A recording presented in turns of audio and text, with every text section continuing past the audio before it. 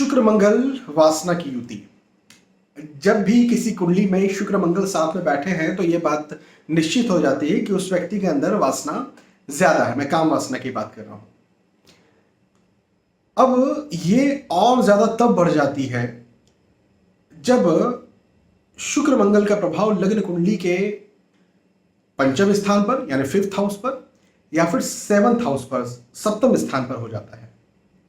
ऐसी स्थिति में उस व्यक्ति के अंदर बहुत ज्यादा वासना आ जाती है और उसे एक पार्टनर से संतुष्टि नहीं मिलती, चाहे वो फीमेल हो चाहे मेल हो। मैं दोनों की बात कर रहा हूं। एक पार्टनर से संतुष्टि नहीं मिलती और कहीं ना कहीं वो दूसरे पार्टनर की तरफ भी अट्रैक्ट होता है। थोड़ा सा मौका मिलते ही, चाहे वो फीमेल हो, वो बहुत जल्दी किसी के साथ में शारीरिक संबंध बना लेती है। पुरुष भी बना लेते हैं। और फिर निसंदेह इसके कारण क्या होता है?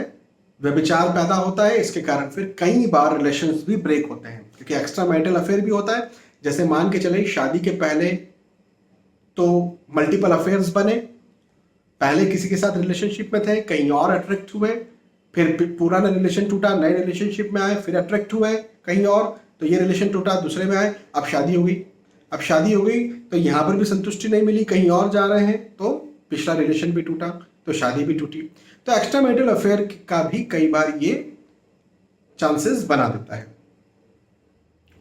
तो ये तो बड़ी एक नेगेटिव युति है शुक्र मंगल की किसी की कुंडली में। लेकिन शुक्र मंगल की हर कोई बुराई करता है, लेकिन मैं अच्छाई भी आपको बताना चाहता हूं, इसका पॉजिटिव साइड भी आपको बताना चाहता हूं। जब किसी कुंडली में शुक्र मंगल होंगे तो वो व्यक्ति बहुत ज्यादा महत्वाकांक्षी हो जाएगा। उसके अंदर महत्वाकांक्षा मतलब मुझे ये करना है, मुझे वो करना है, मुझे वो बड़ा करना है, मुझे वो कुछ बड़ा करना है, ये वाली भावना उसके अंदर ज्यादा रहेगी।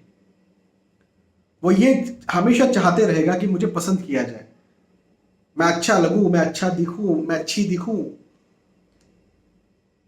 मैं अच्छी कमाऊं, मेरे पास अच्छा लग्जरी हो। मतलब उसके अंदर महत्वाकांक्षाएं बहुत ज्यादा होती है। और जब महत्वाकांक्षाएं ज्यादा हो जाती हैं तो वो उन चीजों को पाने के लिए फिर मेहनत भी करती है या करता है। और जब ऐसी स्थिति पैदा हो जाती है तो निसंदेह फिर वो लगातार मेहनत करते करते करते करते अपने लक्ष्य को प्राप्त कर लेता है। तो ये महत्वाकांक्षा उसको और ज्यादा आगे बढ़ाती जाती है। शुक्र मंगल वाला कभी उदासीन नहीं होता। उदासीन मतलब ठीक है यार, क्या करना है, जाने दो, कभी और मेहनत करेंगे, कोई क्या बोल रहा है हमारे बारे में, जाने दो, अपने को सुधार करके क्या करना है। नहीं, शुक्र मंगल वाला बोलता है ऐसे कैसे इसने मुझे बोला, मैं फटाफट अपने ऊपर काम करता हूं या करती हूं और उसको ठीक कर लूंगी मैं। तो ये एक पॉजिटिव साइड भी है शुक्र मंगल का। तो दोनों ही साइड है। मेरा मानना यह है कि देखो, शादी के पहले क्या हो रहा है ठीक है, लेकिन शादी के बाद निसंदेह ये चीज नहीं होनी चाहिए कि कहीं और अफेयर हो रहा है। तो इसके लिए सबसे पहली चीज तो यही है कि कुंडली मिलान, अच्छे से कुंडली मिलान करके विवाह किया जाए। यदि अच्छे से कुंडली मिलान करके विवाह किया जा रहा है तो जो वासना है वो पत्नी या फिर पति तक ही सीमित रहती है और आगे नहीं बढ़ती। मान के चले कहीं किसी का मन जाता भी है, तो वो उसको सक्सेस नहीं होने देती। कौन? कुंडली मिलान, क्योंकि कुंडली मिलान हो चुकी है। तो ये एक बहुत बड़ी बात है। और दूसरी बात यह है कि आध्यात्मिक बना जाए, अध्यात्म के प्रति और ज्यादा रुचि ली जाए, अध्यात्म को और ज्यादा सीखा जाए, अध्यात्म को ज्यादा समझा जाए, ग्रंथों को पढ़ा जाए। जब हम आध्यात्मिक होते हैं तो भी इन सब चीजों से छुटकारा मिलता है। कई लोग तो परेशान हो जाते हैं। मेरे पास एक फीमेल आई, कुंडली कंसल्टेशन लिया, उसने कन्फेस किया ये बात आगे से। मैंने कुछ नहीं बोला, मैं आगे से, देखो ऐसा किसी को बोलते थोड़ी ना है ना। किसी कुंडली में शुक्र मंगल दिख गया किसी फीमेल की कुंडली में, अब मैं उनको ऐसा थोड़ी बोलूंगा कि आपके अंदर बहुत वासना भरी हुई है। अच्छा नहीं लगता ना। वो कुछ दूसरा क्वेश्चन पूछ रही है तो ठीक है, उसका आंसर दे करके चैप्टर खत्म कर देंगे। लेकिन उसने आगे से मुझे बोला कि सर मैं नर्सिंग में हूँ, किसी हॉस्पिटल में थी वो, तो मेरा एक एक्स्ट्रा मैरिटल अफेयर भी है और मेरे मल्टीपल एक्स्ट्रा मैरिटल अफेयर बन चुके हैं और अब मैं तंग आ चुकी हूँ। मैंने कहा किस चीज़ से तंग आ चुकी है? तो बोले मेरे अंदर क्रेविंग बहुत ज़्यादा होती है, मतलब मुझे चाहिए। आप समझ रहे हैं?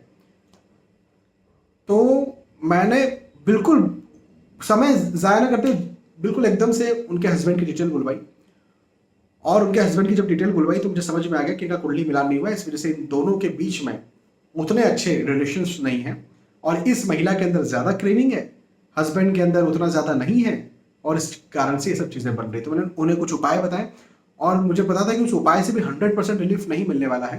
तो मैंने ये भी कहा कि आप अध्यात्म में अपना मन लगाइए। श्रीमद् भगवत गीता, और मैंने उन्हें उनके पास में एक संस्था थी, एक आध्यात्मिक संस्था थी, मैंने उनके पास भी उन्हें जाने को कहा, उनसे जुड़ने के लिए कहा। मुझे विश्वास है कि वो, चूंकि अब परेशान हो चुकी है और मेरे दिए उपाय करती, मेरी बात को ध्यान रखती है, तो वो फीमेल अब नहीं भटकने वाली। अब जो हो गया सो हो गया। तो आप सभी को भी इस बात का ध्यान रखना चाहिए। आपके अपनों को आप देखें, अपने बच्चों की कुंडलियों में देखें, यदि उनकी कुंडली में शुक्र मंगल है, फीमेल बच्ची हो, बच्चा हो, अध्यात्म के प्रति उनको बहुत ज़्यादा अट्रैक्ट करें और साथ ही साथ फिर कुंडली मिलान करके ही शादी करें। बहुत बहुत धन्यवाद। जय श्री सीताराम।